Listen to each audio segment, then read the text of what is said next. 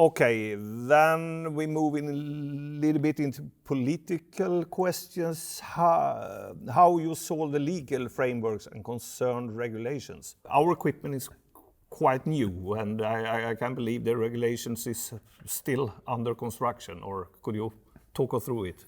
Yes, there are different levels. On the European directive level, there are guidelines available today about alternative fuels. They are also handling or take care about liquid hydrogen as a new fuel or energy source. On the next level, where we have the regulations, the technical specifications, there we have still some work to do. At the moment, there are building up some international standardization committees. I'm also a member in them. And we try to find a common view about fueling procedures and also find maybe a common interface, the geometry and the technical specification for that. Okay, so when the politicians are ready, we are? Yes, we are. Okay, fantastic. Another question is here, if how we look on that, if the hydrogen will have an important place in the future energy infrastructure.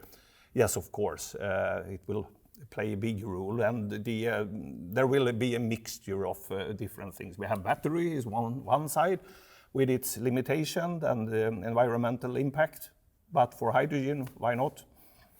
Yeah, there are in these European guidelines a lot of alternative energy forms specified. Hydrogen is one of them, and many of these new fuels have still their own challenges which have to be solved, and everything is specific for each application. So batteries, they need to be sustainable as well in the future.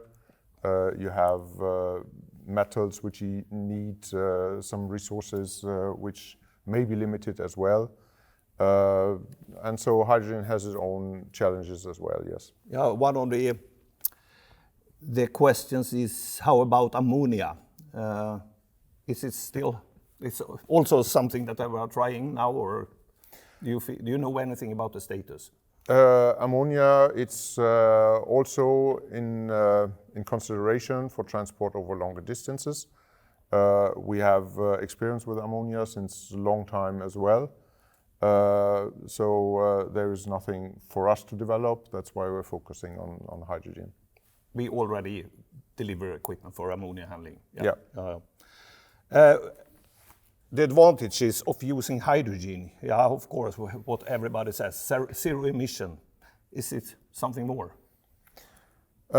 Yes, you have very low storage volume when you liquefy it. The virtual pipeline, zero emission, it's compared to, let's say, ammonia, you will always have something, some kind of emission. The idea behind hydrogen is what you generate as emission is pure water. Pure water. Sounds great. Yeah. When do you think hydrogen will be a significant part of the fuel and energy infrastructure? Of course, right now I don't believe there is a huge amount of green hydrogen produced in the world. There is concepts, but I don't see any capacity right now. But what will happen? Yeah, the infrastructure needs to be built up, but before we can do that, we need to show and demonstrate that the principle is working. That's why we developed the couplings to close this gap. And I think maybe 2030, there will be so many projects running that we can say we have some kind of infrastructure available, that it's available in a bigger picture, let's say. I estimate that will be till 2050 maybe. Yeah.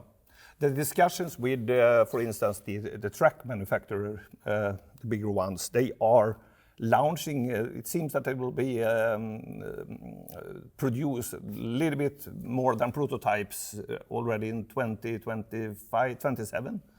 How about that? Yeah. Yes, they are going on the road now with field test trucks, and the target is that starting with serial production somewhere around 2025 to 2027. And if this will be successful, I think there will be more following on that road as well.